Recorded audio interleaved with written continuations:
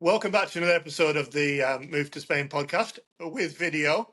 My name is John Tell from justlostlisters.com, and we have TikTok superstar English John again. Hi, John. Morning, John. Good to see you. Yeah, I've got the aircon on 28. I'm hoping it's going to stop and not make a noise. That's how warm it still is at the end of August. It's seriously hot out there still. We've not had rain, decent rain, in over 2 months on the Costa Yeah. Blanca. We had a little bit this morning, and a couple of days ago we had maybe like a 15-minute shower, and that's it. Yeah, yeah. So today we're going to be talking about cities in Spain. And if you don't know, John has the business English John, English as in English speaking, and he helps people move to Spain basically. And I'm with justlostlisters.com, and we look at the legal side. But and John sort of fills that gap where people say, well, where should I live in Spain? Well, John can't answer the question for you, but he can certainly put you in places and you can say, this is for me. And John isn't going to send you to a place where it's not going to be for you. You won't be able to afford a property, things like that. So you fill that big gap of like, where do I go in Spain? Yeah. And we have to remember that there are a lot of places in Spain that are going to be perfect for you.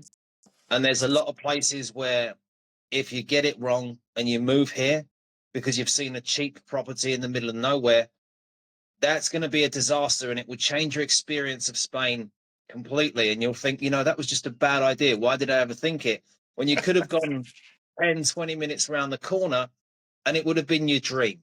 Absolutely, absolutely. So today we're going to talk about city living in Spain. And city living doesn't really come up that much, but there are a lot of people that do want to live in a city in Spain. And I don't know what would be your personal favorite if you had to say, look, this is the city, I have to stay here, this is the one for me. So I've just come back from a road trip where we went down to Andalusia and we did Granada. Wow. And then we went up to Seville straight afterwards. Now, Right. as many people will know, I'm actually based in the Valencian community just outside of Alicante City.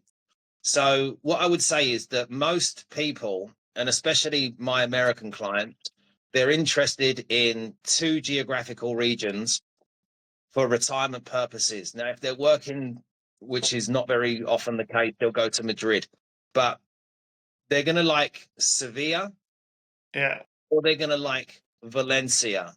Yeah. And for me, when it comes down to natural beauty, as well as architecture, and just how impressed I am with the cities, Sevilla and Valencia are my top two picks for Spain, without any shadow of a doubt. I think for me, I would have to, if I had to pick a city to live in forever and ever and ever, I think I would go with Sevilla. Yeah, I think if I had to pick one, I would go with Sevilla. I mean, it's just an amazing place. It's not the capital of Spain. It's so historic, isn't it, with the river and the links to I don't think we use the word colonies anymore, but places that Spain used to go to in the past and bring things back. We're not that podcast, but it's very, very historic. It's an incredible ancient city. And not, I mean, every city in Spain has got tourism, but Sevilla hasn't got that much tourism, has it? No, it was relatively calm when we were there, and we did 2 nights. We were directly in the center of Sevilla, and it was my first time there. So my wife, who is a Spaniard, she said to me, John, this place is really impressive. You're going to like it. And we did a lot of the tours. We went around on the horses, which was incredible. So as soon as I got there, I could tell that it was nicer than, let's say, Elche, where I am, or Alicante. And I knew that I preferred it to Barcelona and Madrid. Yeah. The only city that really comes close to it that I've found so far is Valencia. Yeah. But what I found about Sevilla was, for me personally, I loved how walkable the city was. Yeah. And it's not, obviously I'm from London, so it's not as big as London. Not many places are, which made it very walkable for me. And the architecture was incredible. The locals were very friendly. The tapas scene and the food was the best that I've had in Spain. And I will say that I found, generally speaking, there's a bit more culture in the Andalusian community than there is in the Valencian community. Because we went from tapas bar, then we went on the tours, then we went to the flamenco shows, and you don't really have that where we are on the Yeah, in the Valencian community. What you've got is you've got a completely different way of living because it's more the tapas is more rice dishes and paellas, and I yeah. just found that for me, I preferred the food and the tapas scene down in Andalusia, and I will stand by that because it was just more what I liked. Yeah, it's strange because Sevilla is a massive rice producer, but there are other things. I mean, it is an incredible city. Did you go to the Plaza de España? Yes, Yeah, that what struck me was, don't get me wrong, it's one of these things where you have to go to appreciate like how good it is. It's like the Grand Canyon. It's nothing until you're actually physically there, and you think, well, but it's relatively new, isn't it? It was built in like 1926 or something. yeah, It's yeah, incredible to think that it's new. That's the crazy, crazy part of it. That's the amazing thing. It's just new. What struck me? The first thing that struck me in Seville was I went to like a cafe next to the cathedral, like right next to the cathedral in the old town, and I said, "I'll have a coffee," and I'm thinking. This is going to be €8, But yeah, you're in. Don't complain. It's probably the same as Starbucks in England or whatever, or in Seattle or something, and it was like 150. I was like, yeah. oh, okay. Are you not? What about the big tourist rip-off? No, it was like 150. I couldn't believe it. It was affordable. Yeah, I mean, we were directly in the center. We did a couple of nights in an Airbnb, and I think we paid 150 euros for both nights. That's But incredible, isn't it? That is it was incredible for a city centre. it was really nice, the city, and we spent literally 2 days walking around. And as I said, it's very green. I did Yeah, notice how green the city was. There's lots of parks everywhere, and yeah, obviously having those horses just walking everywhere throughout the city. yeah, And I know that some people say, "Oh, they shouldn't do that," but these animals are kept in very, very good shape. They were yeah, absolutely beautiful Andalusian horses.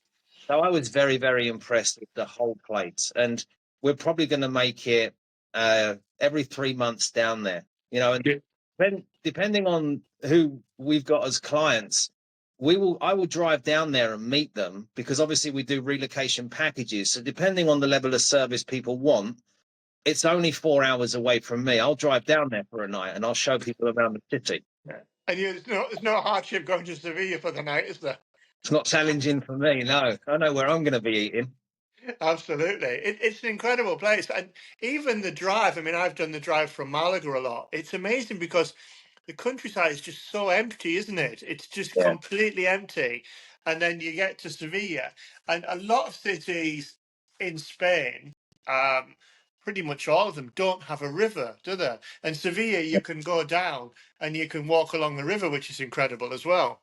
Yeah, I got some really nice drone shots of it. And obviously, you've got certain pieces of architecture like the bull ring directly next to it. And you can easily walk the whole city in a few hours without Yeah, any problem going through the windy roads. But, it did feel completely different. And if you look at some of the older cobbly streets, because there's a lot of them, and yeah, the type of shops they've got and the bazaars with the flamenco fans, it's a very different vibe to Alicante or Valencia. And yeah. there's somebody that's been based in the Valencian community for 8 years. It was a really nice surprise for me to go down there. I enjoyed it a lot. Yeah, I think one of the things to take from this is we can't tell you where to live, but we can certainly like pitch some ones up there for you to think about. And Yeah. you've just got to put the hours in, haven't you? The days in to go to the Yeah. different places because as we've said before, I don't know what Andalusian property tax. I think it's 7%. Don't quote me on that. Belen's the expert, but you don't want to put 7% on top of a purchase and then go, I didn't really want this. Too much money, way too This, much money. yeah. So if I'm an American, or anybody watching this, and I'm thinking, okay, I've seen Sevilla on the internet, and I've seen Valencia. Where do I start with you? What do I do? So what I would say is, when it comes down to Valencia, we have to remember that it is, I think it's Spain's third largest city. So sometimes a lot of our American clients, they don't want to be in the middle of nowhere. They prefer to be in a city. And there's a really easy divide for comparing, let's say, Sevilla versus Valencia, which would be, do you want to be on the coast? Because Valencia is directly on the Mediterranean. So if Yeah, you want to be coastal bound, Valencia is probably going to be the best bet. Maybe Malaga, obviously down in the south, but it's yeah. nowhere near as big as Valencia. Mm. So I would say that we have to cut inland or coastal. And if you're going to go coastal as an American, 100% the Valencian city is the best option you can get in the whole Right. country. Right. Why would you put Valencia above Alicante? It's larger and it's Larger. it's more impressive. Yeah, in terms of how naturally beautiful it is and the architecture, the actual city of Valencia itself is a masterpiece. Mm. It's a masterpiece. It's really nice. Yeah, that's it. Yeah, yeah. I know a lot of people. Valencia's mentioned a lot. Sevilla, not so much. I mean, we do have to say one of the negatives of Sevilla is it doesn't have Alicante Airport or Malaga Airport, which are right up there. It's a little bit more Yeah, effort to get to Sevilla, but could get a train from Malaga, which would be maybe just a couple of hours because it's all high speed, isn't it? It wouldn't take too long. yeah. And as No, John it's said, fairly, yeah, you can drive from Alicante to Sevilla in 4 hours.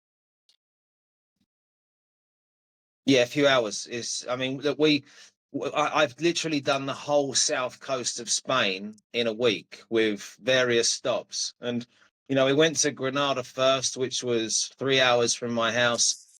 A bit about Granada, stunning. Not Yeah, massive in comparison to other cities that I've been to, but you've got the Alhambra, which is incredible. There's a that's lot like of an old culture there. Moorish earth Fortress, castle, isn't it? yeah, Yeah, yeah, it's really impressive.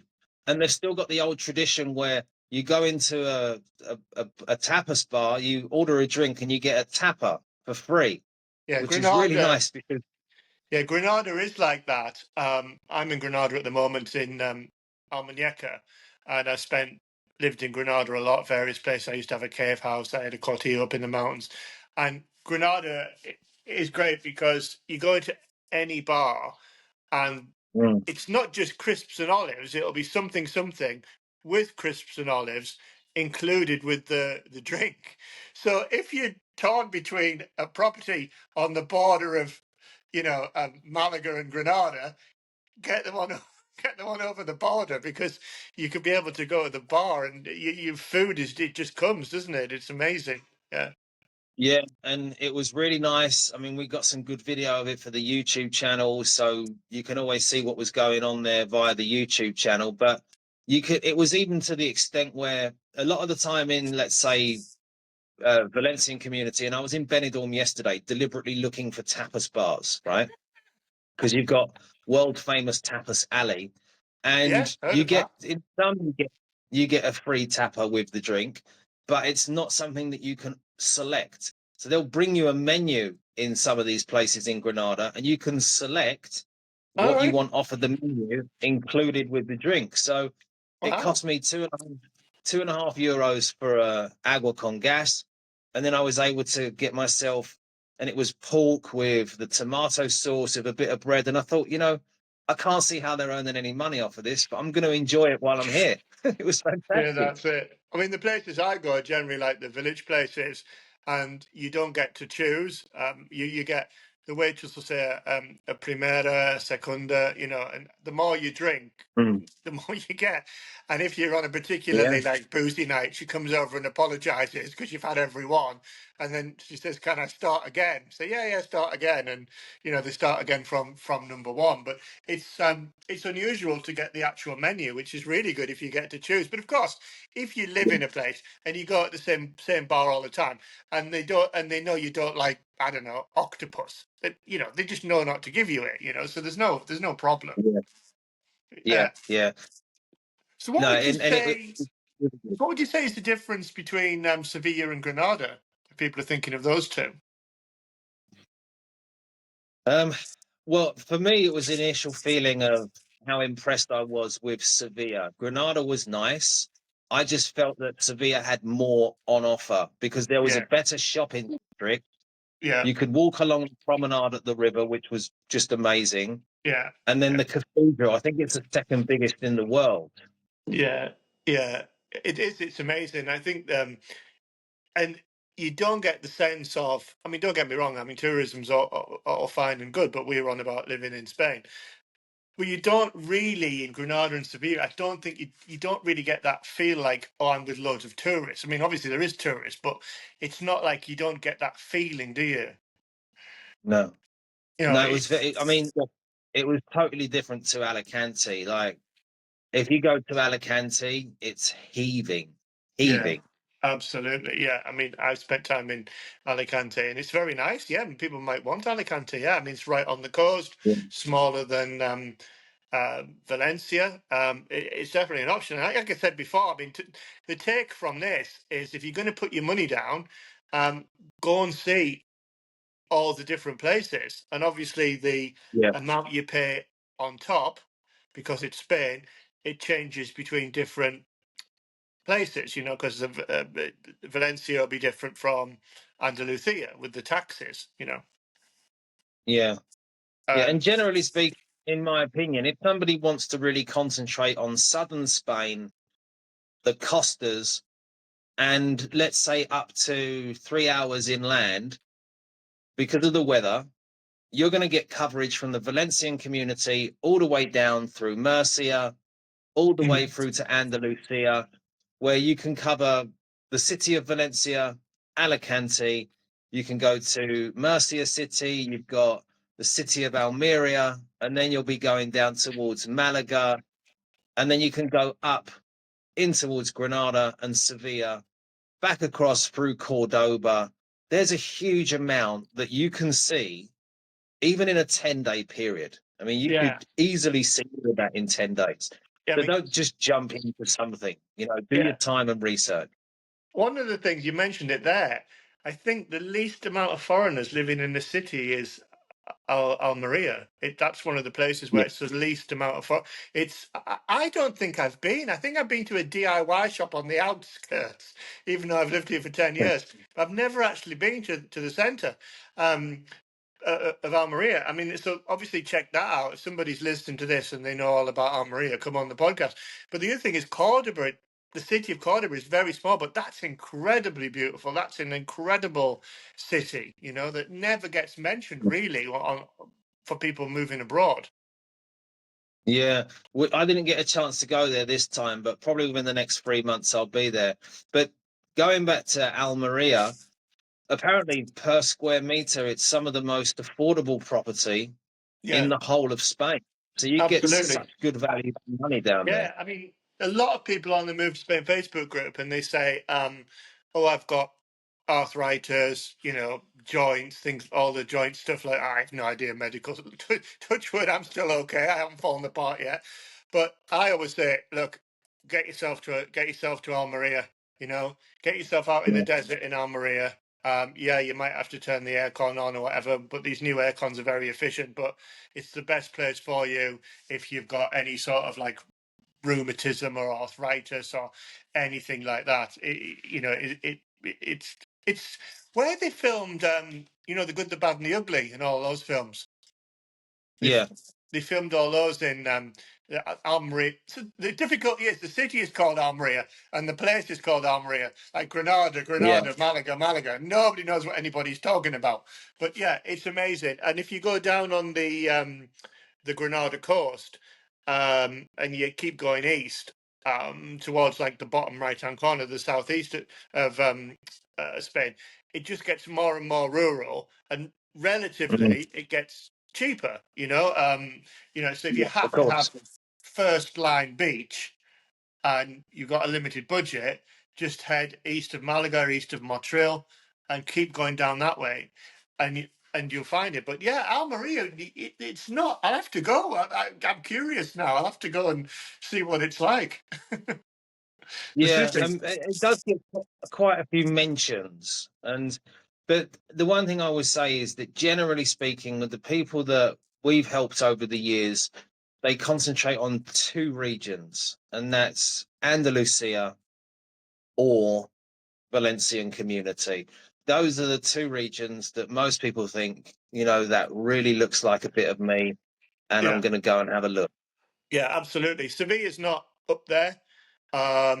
When people mention things, it's mainly sort of the Alicante sort of area around there, Yeah, Costa Brava, and then down on the Costa del Sol. And if you go back a few episodes in the podcast, probably quite a way now, we did actually talk about the East Coast versus the South Coast, and we did sort yeah, of reach an agreement that said the East Coast, you just get more for your money, and it's better. I mean, the only negative I can think of is, as we've said before, you can't get a train direct to Alicante Airport, but it is what it is. yeah. That's it.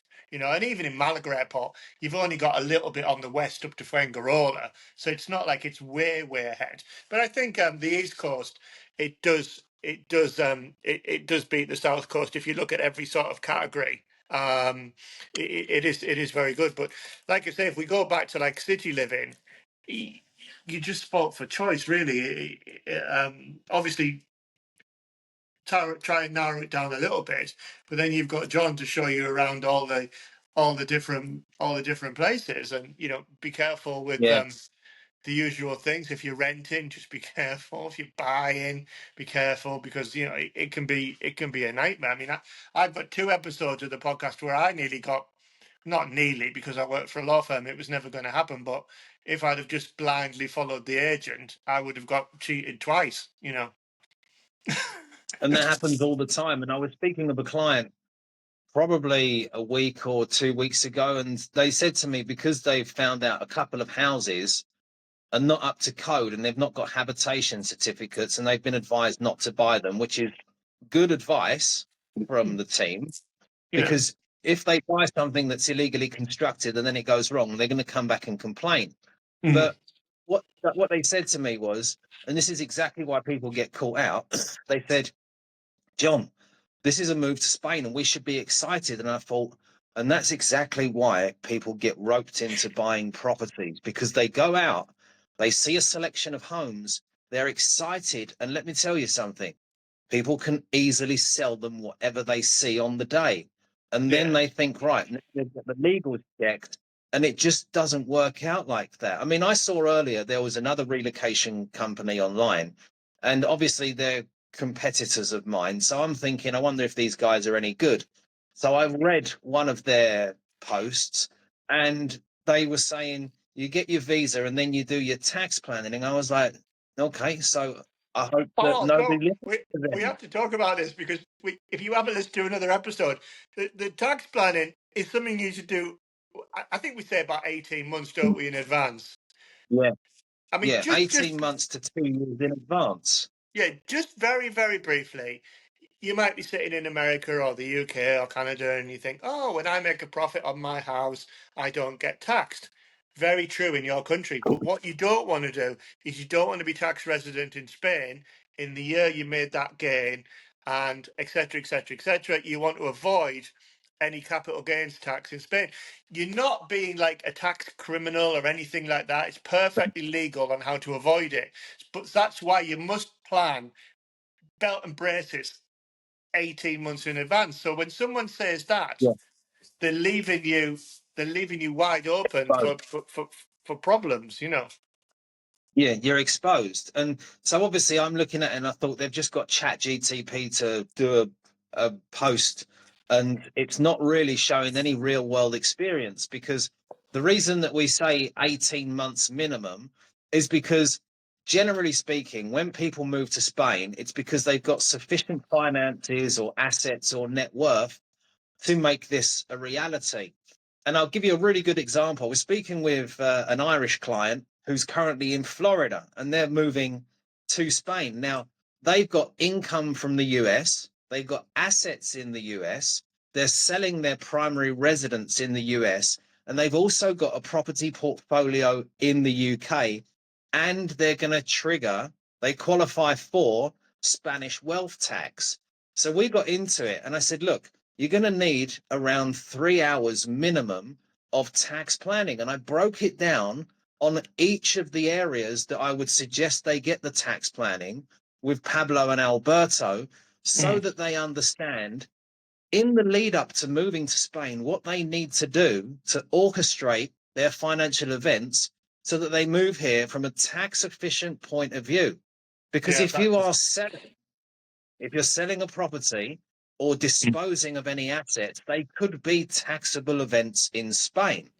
So what we want yeah, to do is we want to make sure that we understand, all right, is it cheaper to actually pay taxes on those in Spain, or do we pay taxes on those in our current country of residence? So absolutely. that's why it needs to be planned correctly, because whenever something goes wrong in Spain, it's never for the price of a parking ticket. It's always going to be a 5 to 6 figure mistake. So when people are concerned with paying for lawyers, paying for tax advisors, I just say one thing. You're not going to be able to move to Spain and get it right for less than the price of a 2 week holiday in the Canaries that you wouldn't blink at, by the way, because you'll Yeah, spend 4 or 5K on that 2 weeks in the Canaries. I know you will, because you've been yeah, doing it for the last 10. So get it absolutely. right from the start, Yeah, I mean, John get it right mentioned from the start. Pablo is our tax lawyer. He's a lawyer with a master's degree in tax. So you can't, I don't think you can get anybody more qualified than him. And Alberto is our accountant. But a lot of people take advice from a lot of people. But you've got to make sure of a few things. You've got to make sure, are they qualified to give you that advice? Which country are they Yeah, qualified in? Are they regulated by somebody for when it goes wrong? And are they yeah, insured? Because yeah. that's what I say to people. You've got to make sure that you're getting the right advice, and it could save you, as John said, it could save you tens of thousands. And you're not an old Easily, reference, easily. Lester Piggott or Ken Dodd or anything. It's perfectly legal. Yeah, you're not doing it. You're not evading tax or anything like that. It's just a legal avoidance. But it's not just 183 days. Ask ask yeah, Shakira. yeah, yeah, yeah. Yeah, And because obviously the conversations that I've had with Pablo and Alberto is most people would just lean heavily on the 183 days. And the reason they do that is because they'll go onto a Facebook group, and then somebody there would say, yeah, just don't be here for 183 days, without understanding the particulars of the move.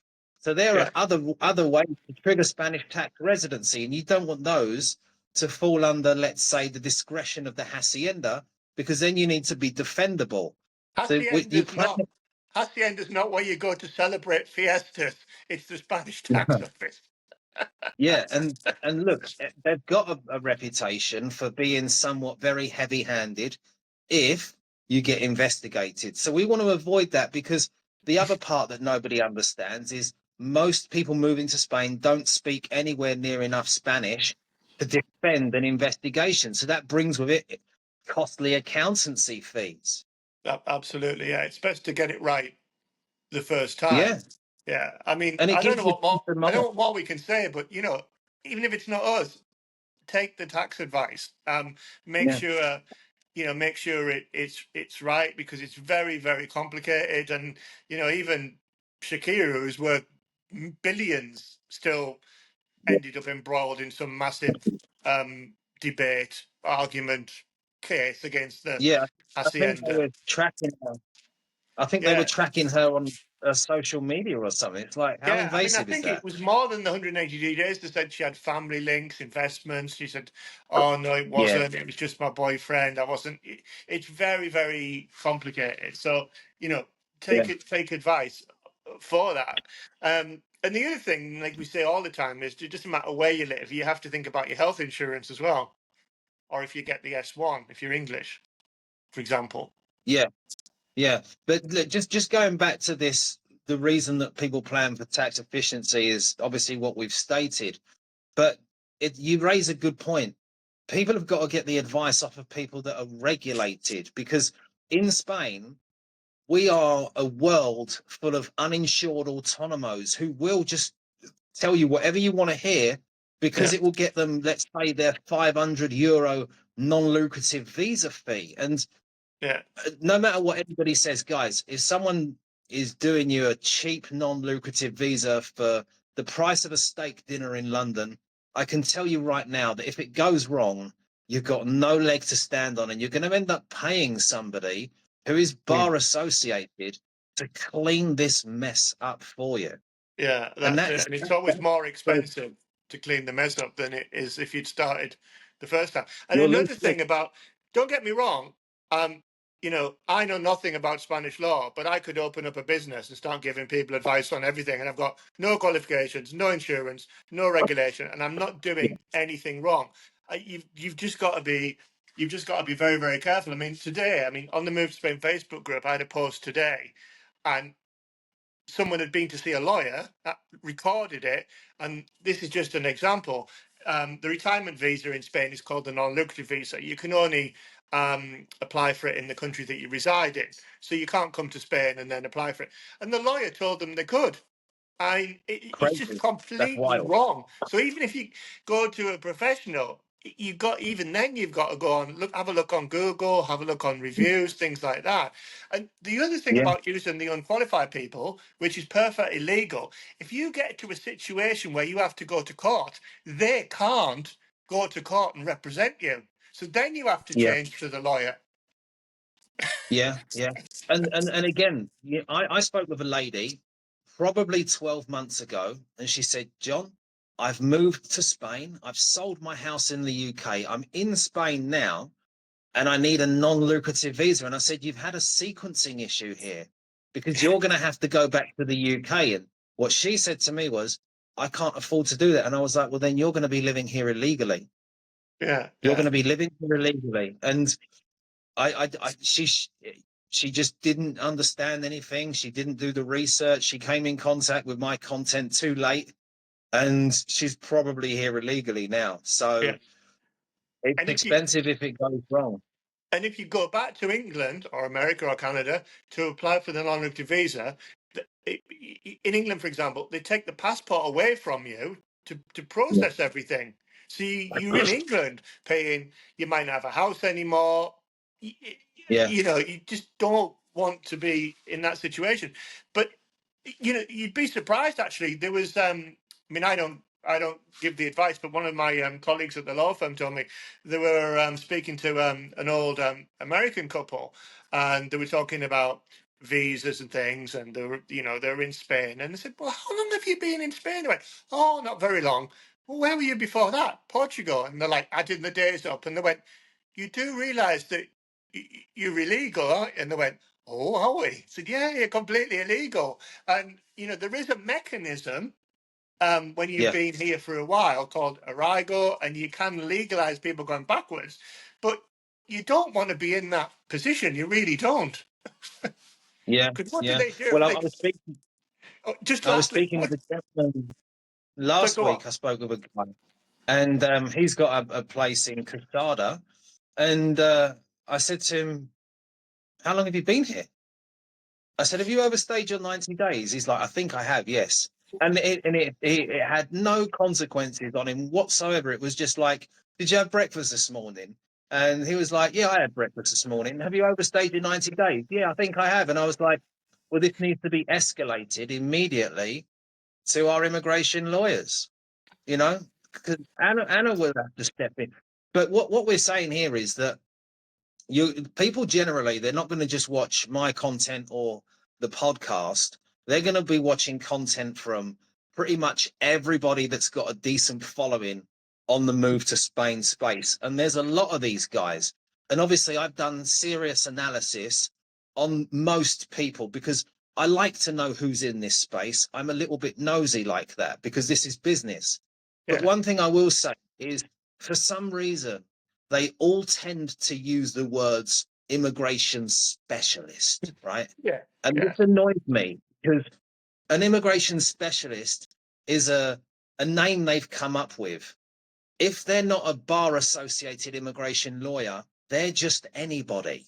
yeah, yeah, They're yeah, just anybody. And that's why, as I've said many times, our relocation packages include just law solicitors because we want to be able to sleep well at night without worrying about a botched application. And specialists, I don't know who those guys are. They could just have a really nice suit on and sound like they know what they're talking about and start giving unregulated advice. But yeah, even to the point where I have seen lawyers, big firms in Barcelona, no names, and they've said videos where they've said, "Did you know your NIE number runs out?" And I'm like, no, it doesn't. It doesn't run out. So it's I forever, know that they people. It's charge. forever and ever your NIE number. I know they charge roughly €3,000 for a non-lucrative visa, and I thought, imagine paying someone €3,000 per person to do your NLV if they don't know that your NIE doesn't need to be renewed. And it was a Uh, really good production as well. But I come to the conclusion that they're just using Chat GTP, which will give you bogus information, so you can't rely on AI, and they're just reading whatever's on the prompts. Made no yeah. sense whatsoever. I was embarrassed for them. What's funny about the whole Chat GPT thing is I write a lot of stuff for the blog and on Facebook, and and I'll speak to the lawyers first, and then I'll write it, even though I think I know the answer. But what's funny is if I write something again in the future, it actually quotes me, and I'm thinking, Yeah, okay, but that has to be right if you're gonna. So that's the problem. You can actually write stuff that's wrong on the yeah, internet, and Chat GPT will quote it. I know if people sometimes people do like a roundup of visas and they'll mention the golden visa, and the golden visa yeah, went about a yeah, year ago now. It's crazy. yeah, These people on TikTok, Instagram, they'll do all that. And as we said before, yeah, you've got no way of knowing if they're legally qualified, all that kind of thing. They can't go to court. Who you're going to sue? Who regulates them? All that yeah. kind of thing. But any lawyer can also give immigration advice. But what you've got to ask yourself the question is, are these lawyers giving immigration advice every day, all day, or are they just saying, Definitely. well, I can give you it. I mean, I'm an employment Yeah, law barrister, but you wouldn't want me representing you in a murder case because I wouldn't. yeah. I could do it, So but you wouldn't want it. absolutely, absolutely. So, and this is when I speak with people and they say, "I've got a lawyer," and they've told me they can do that, and I'm like, that word "can." We need to pay special attention to that because the difference between a lawyer that says this is what we do every day versus, "Oh, I can do that for you if you pay me." There's a Yeah, big difference there because things can go really wrong if they don't do it as part of their core business activity because things move on, consulates change. absolutely. And you don't want your immigration lawyer, being down the notary. You want your immigration lawyer responding to your emails, doing your immigration law. You don't want them like, oh, well, Yeah, they're at the notary today. Sorry. Yeah, you want them, you yeah, want them there ready, doing the stuff. I mean, hopefully they're not in court for immigration law matters. Things haven't gone wrong, because for a normal yeah, immigration case, you shouldn't need to go to appear in court. So hopefully, no, your immigration lawyer is in the office all year round. I mean, I'd love it if we could close for August, but we don't. We're open all year, nine yeah. till five. And things like that. You pay your money, and who's acting for you. So shall we say something about the health insurance side of things? Because it doesn't matter if you're city, town, village, mountain. You've got to sort the healthcare out, haven't you? Yeah, so a lot of people don't realize that health insurance and immigration, they go hand in hand. Mm. So remember, unless you qualify for the S1, or you're going to be, I don't know, you'd have to speak to Anna about this, like maybe paying into the Autonomo. Yeah, In most cases, you're going to need to get yourself private medical insurance, but it needs to be residency compliant. And obviously, yeah, we've got people that we use for ours, you've got people that you use for yours. But I've always asked them the questions, tell me about the problems that you see people make. And I was out having lunch with Jenny, my lady, months yeah, ago. And she said, look, John, can you just give me a minute? Because I really need to help this guy. He's gone and bought the wrong level of health insurance, and now he's panicking about his residency application. And I said, you see that a lot? She's like, all the time. Because mhm, people pay for a really dirt cheap policy, and then it doesn't work out for their residency requirements. So anybody yeah, listening, it has to be residency compliant medical insurance in Spain. Be careful of that, because it's yeah. 12 months paid up front and you'll lose your money. You won't get it back. Because you've bought what you've contracted to buy. If you go, you buy something, I want some health insurance, and say, okay, have this health insurance, and it's all the terms and conditions are in Spain, you agree to the terms and conditions and pay the price. And then later on, you say, well, I wanted this so I could apply for my non lucrative visa. And they say, well, no, you've agreed to these terms and conditions, and Yeah, that's it. You need, I mean, the belt and braces is to ask your immigration lawyer. So look, this is the yeah, policy. I haven't paid, haven't signed. Is this okay for my visa application? And it might be that there's another company that will charge you less, but make sure that you get the right policy. It's dead easy if we get car insurance, because we understand that if we have car insurance, we can drive that car. But health yeah, insurance, if there's another factor to it, it's like, no, we will not give you this visa if you don't have the coverage. I mean, basically, you've got to cover everything with the Spanish system covers, without yeah, any what do you call it, deductibles? Yeah, that's how it works, isn't it? yeah, Yeah, and don't and people selling you health insurance won't tell you this, but in the second year, if you want, you can pay and join the Spanish system, and it doesn't matter yeah, if you're in the last bed in the hospital, you're going to get in, So we'll tell you that because we're not selling you health insurance, but just make sure yeah, that that's the case. I mean, John briefly mentioned other things. Yeah, if you come into Spain to run a business, you'll be in the Spanish autonomous system. You'll get public health care through that.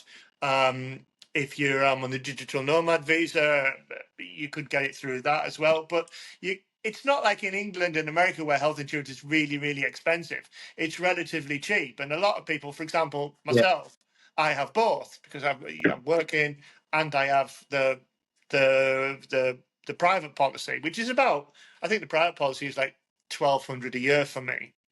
Touch wood. yeah. I need to get my money out of it, John. I have to think of a reason to go. Well, if you look closely, it probably includes a few massages a year, or I don't. some, I you have to know, speak. Yeah, I have to speak to Arietti and have a word with her and say, look, I fancy a blood test or something. I just want my money.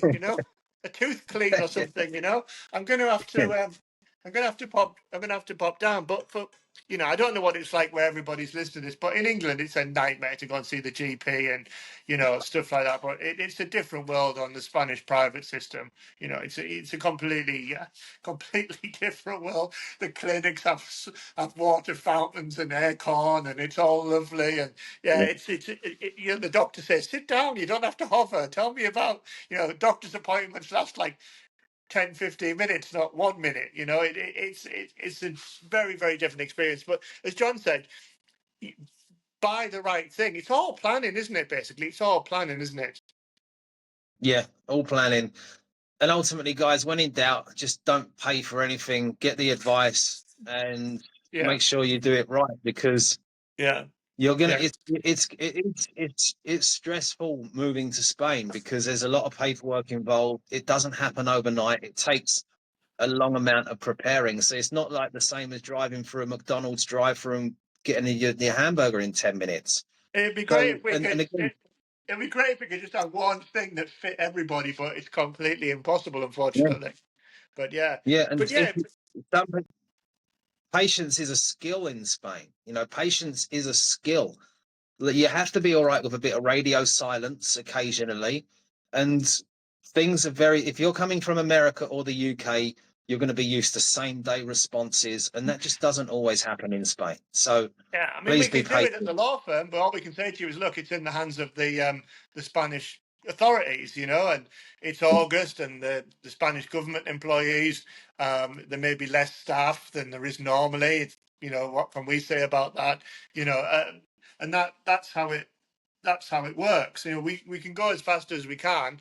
I know I've done some podcasts with Anna. If you go back, and you know, we've had some really quick, really quick ones. But yeah, I mean, just you know, speak to the lawyer you've instructed if there's a delay, and you know, the 99% of the time the reason is, well, we've submitted it and you're in the queue. You know, I mean, the Spanish immigration authorities, and you know, with all the legalization of the people who are here illegally, we don't want to go down that road, but that's added to the backlog and the burden on the whole system.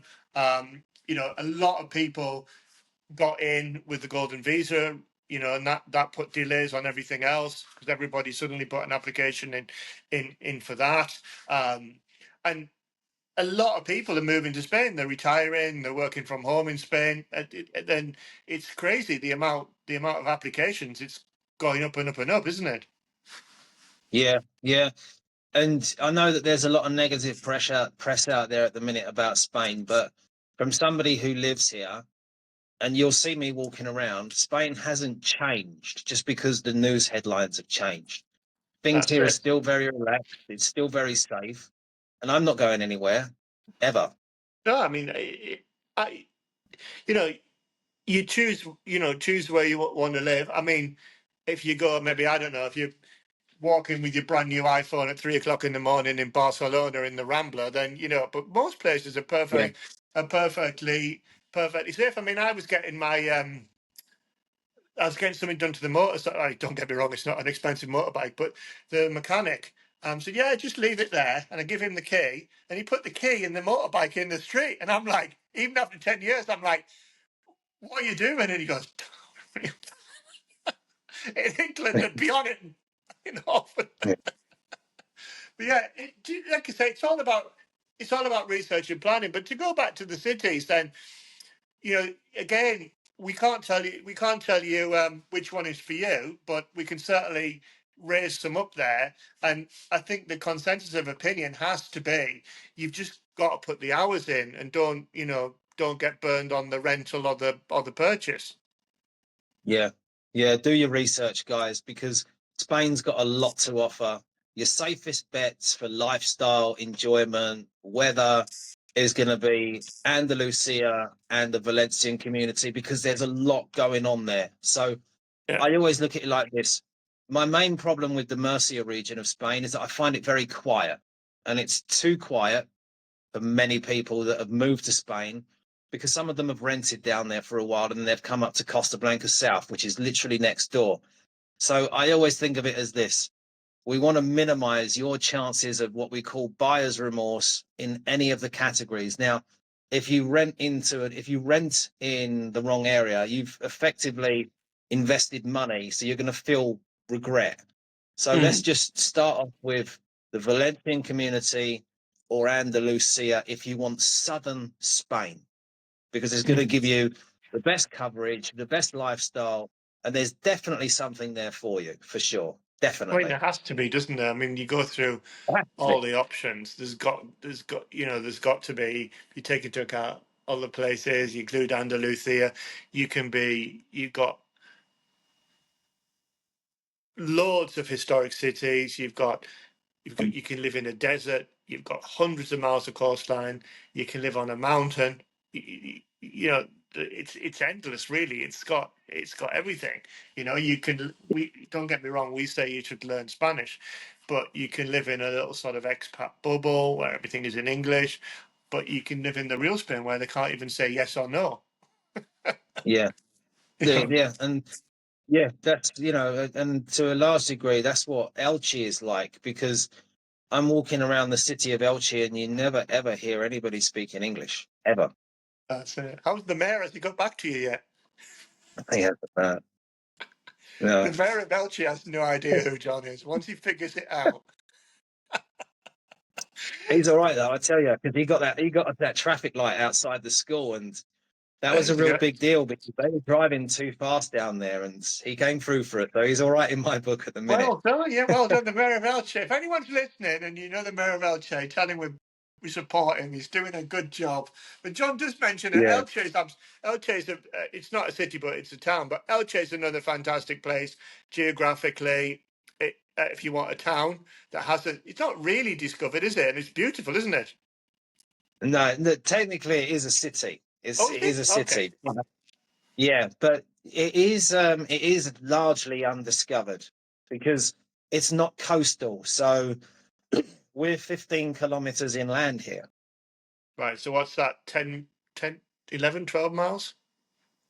Yeah, yeah, Yeah. and but you you really have to let's say adjust to being the Spanish. I always say that I wouldn't live here if I was moving over and my wife wasn't Spanish. This would have been a mistake. It's unique, my scenario for this area, because I speak good Spanish, but I've had trouble making friends here. That's just the way it is. Yeah, yeah. I mean, as John said before, I mean, we're talking about cities today, but the difference between the cities and the countryside is in the cities, there's going to be more people, more chances of people speaking English. Mm. In the countryside, I mean, don't get me wrong, there's nothing wrong with the people who live in the countryside, but they don't. Why should they? Why should they know any English whatsoever? And you go No, like Menu del Dia. Go for Menu del Dia in the countryside. Um, the y- the woman looks at you. She's got a piece of paper in her hand, and she goes, "Primera," and then "Secondra," and you have to say, yeah, Did I eat chicken? I think I'll go with the chicken." And if you're lucky, she might speak to you slowly, and if you're really lucky, there might be a chalkboard with badly written words yeah, that don't really correspond to anything, and you've got to search it on Google and just search on the images and try and yeah, and that's the countryside. It doesn't, there's very little adaptation for the for foreigners, and in the city, don't get me wrong, you should speak Spanish, but in the city, there'll be a lot more English spoken. yeah, for sure. And also remember that in the Valencian community, there's a regional language of Valencian. So if you go in the sticks, they're going to be speaking Valencian. Yeah, I know. I've been to Galicia with a Spanish person, and they couldn't understand the Galicians. No, it's totally different. And even in Catalonia, you get the menus in Catalonia. Again, after 10 years of Spanish, you can't recognize any words, and you need to sort of translate the word. And I have no objection to that. I'm just putting it out there.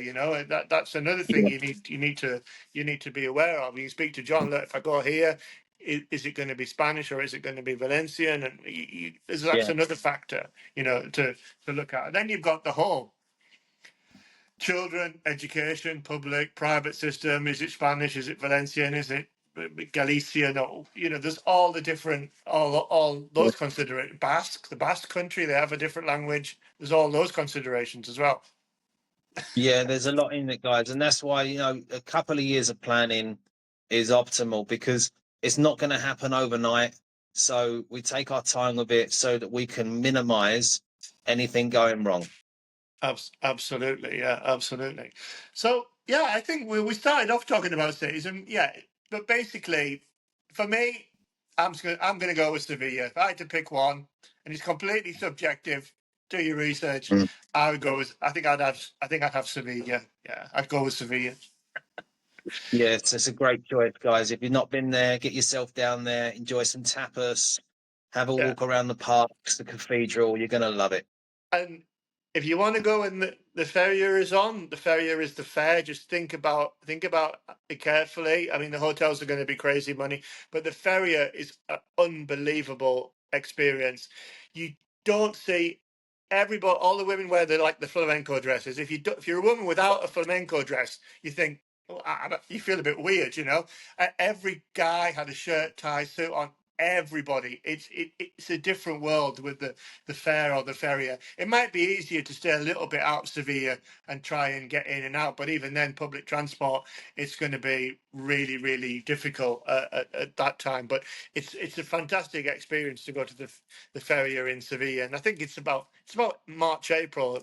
When they have it, but again, it's an incredible thing. All the horses, all the people having the live music and the eating and drinking. Yeah, no, it's a It's well great worth it. place. Yeah. Well, anyway, so yeah, we can go on forever, can't we?